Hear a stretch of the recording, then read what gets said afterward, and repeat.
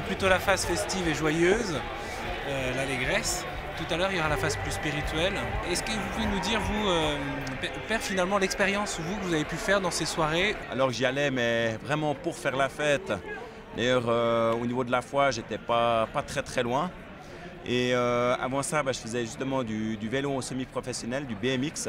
Et j'ai été très surpris en fait des Journées mondiales de la jeunesse, déjà par la joie. J'avais été très surpris par ça, alors que j'avais vécu aussi un petit peu dans des stades dû au Bicreuses, dû aussi à d'autres choses. Donc je connaissais un petit peu cette joie, mais jamais aussi profonde. Et en fait, moi-même, je dois avouer qu'en 91, je n'ai pas vécu grand-chose des JMJ, sauf cette joie qui était très perceptible, cette joie de ces jeunes. Et en fait, je me suis fait avoir au dernier jour, au retour d'une toute petite paroisse.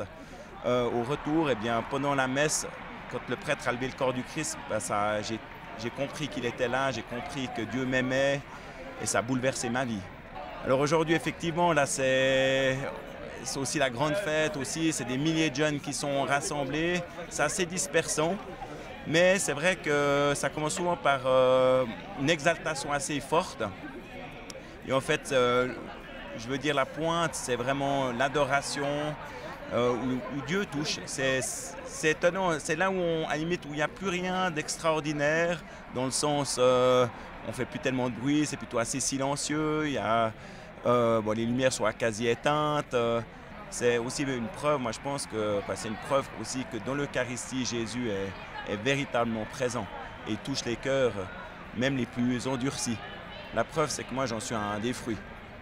Vous avez décidé de devenir prêtre à ce moment-là? Non, je n'ai pas décidé d'être prêtre à ce moment-là, il m'a fallu encore plusieurs années, parce que c'est vrai que dans une culture, on n'arrête pas de nous dire qu'être prêtre, c'est pas possible d'être heureux, etc. Finalement, on commence à y croire. Et moi, pendant des années, je pense que j'ai senti que Dieu m'appelait, mais j'ai tout fait pour ne pas y répondre. Je ne crois pas que c'était parce que j'avais pas envie, mais j'avais peur, parce que je me disais, oui, le monde a sûrement raison, on ne peut pas être heureux dans cette vie-là. Et en fait, Dieu a vraiment appelé très fort mon cœur. C'est trop long de le dire maintenant, mais il m'a vraiment appelé de manière très forte. Et c'est vrai, le jour où j'ai répondu, je dois dire que j'ai jamais regretté. En même temps, choisir de consacrer toute sa vie à Dieu, ça demande d'abandonner tout un tas de choses. J'imagine que humainement parlant aussi, il y a des épreuves. C'est vrai, mais c'est comme dans tous les états de vie. Dans tous les états de vie, il y a des épreuves. Une vie sans épreuve, ça n'existe pas. Donc aussi, c'est clair que le prêtre aussi vit des épreuves. Il doit aussi choisir. Comme un couple, il choisit une épouse. Le mari choisit une épouse et puis il y en a 36 000 autres qui sont très belles et très gentilles. Il en choisit une, c'est aussi parfois un petit sacrifice.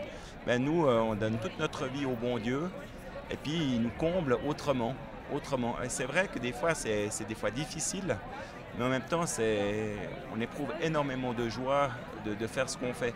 Vous savez, quand on donne les sacrements, qu'on voit que des gens retrouvent la vie à cause de notre don quelque part, parce qu'on est prêtre, eh bien, il n'y a rien de plus beau.